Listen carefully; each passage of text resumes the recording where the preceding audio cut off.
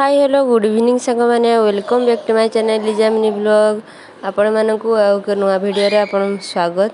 चलंतु आज बनैबा delicious chicken करी ता खाइबा पई जेमिति टेस्टी स्पाइसी एवं देखिया पई भी डेलीशियस। चलंतु आरंभ करिबा।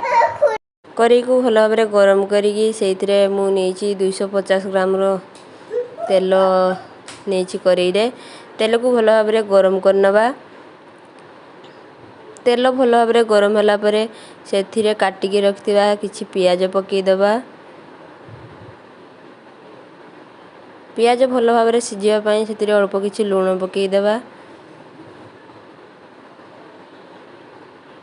मु एठी अल्प पकेइछि पुणी आउथरे लूण पकेइबी। पियाज केवल सिजिबा पई एठी अल्प किछि लूण पकेइछि।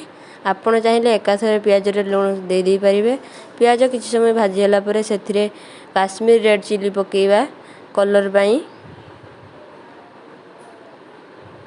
ताकू पियाज सहित भल भाबरे गुळेकी मिसेई दबा।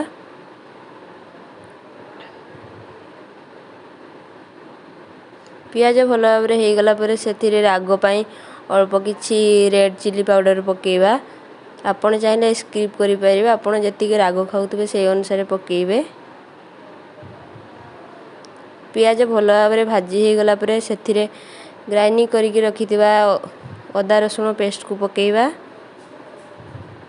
आपण चाहिले अदा रसुण को बाटिकी नै परिबे।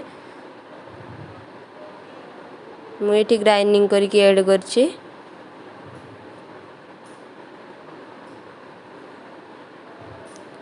एबे पियाज को अदा रसुण पेस्ट को भल भाबरे कोसी नबा।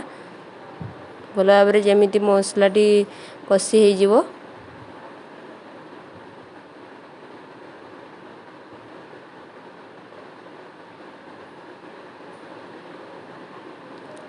एबे अदा रसुण पेस्ट भल भाबरे कसी होला परे तार कंचा स्मेल गला परे सिथिरे किछि हळदी गुंड ऐड करिबा।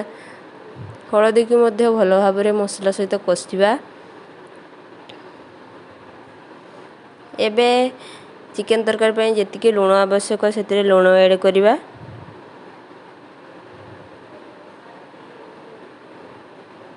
एबे अल्प किछि गरम मसला गुटे गरम मसला पकेई देबे।